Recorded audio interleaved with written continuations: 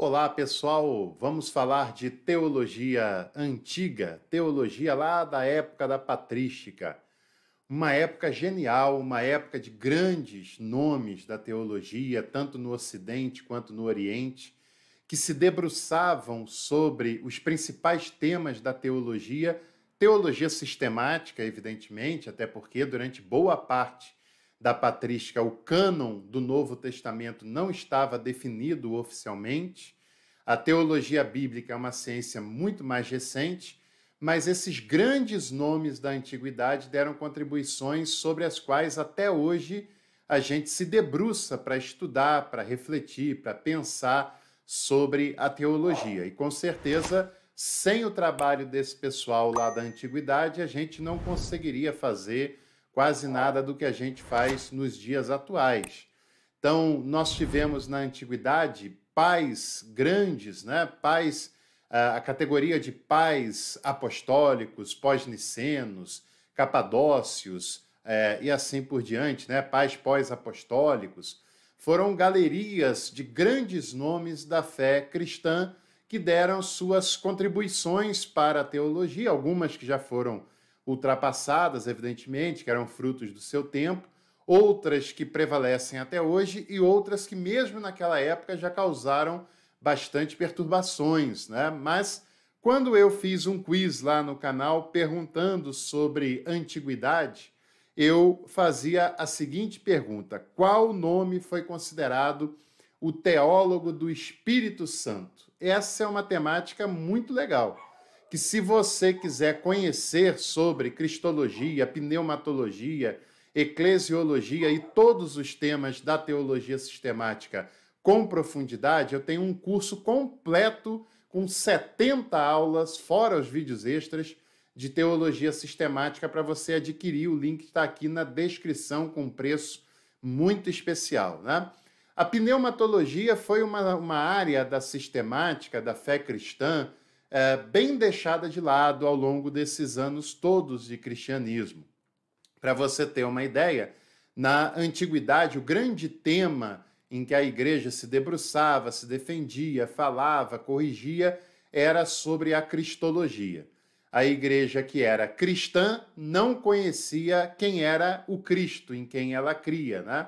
Não sabia quem ele era, se ele era divino, se ele era humano, se ele era os dois, se ele era ora um, ora outro, enfim, foram séculos, literalmente séculos, de discussões sobre essa temática, sobre esse assunto. O assunto da pneumatologia ficou deixado de lado, claro, a igreja tinha que se debruçar sobre as questões essenciais da cristologia.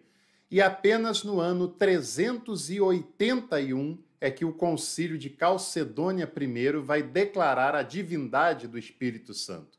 Veja quanto tempo levou para uma simples declaração de divindade feita de modo oficial. É óbvio que o Espírito Santo não depende da definição da igreja, do concílio, ou seja lá do que for, para ser divino, né? Ele não está nem aí para isso. Mas, oficialmente, na história da teologia, nós só temos essa primeira preocupação no concílio de Constantinopla, no ano de 381, em que o Espírito Santo é declarado como divino.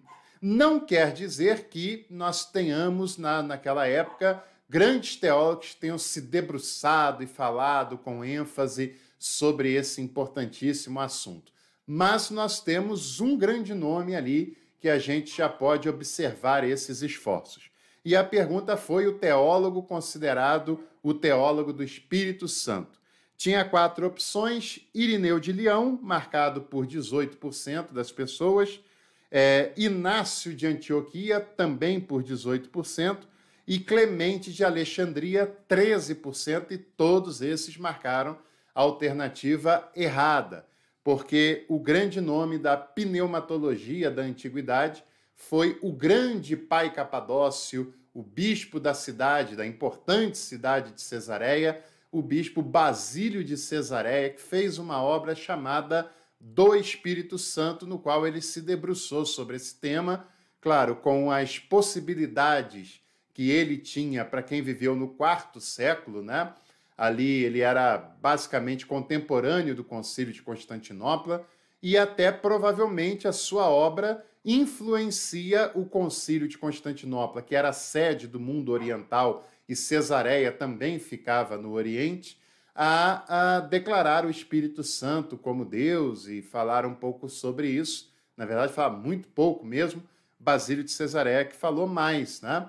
Então, 52% dos que marcaram essa alternativa acertaram, marcaram a alternativa correta, era a letra C, Basílio de Cesareia. E, por falar nisso, os três grandes capadócios, né? Basílio de Cesareia, Gregório de Nazianzo, Gregório de Nissa, são três nomes que nós precisamos estudar muito mais, porque foram três grandes teólogos. Aqui na minha coluna semanal de temas da história do cristianismo, eu tenho um vídeo falando sobre eles, depois vai lá para você assistir, né?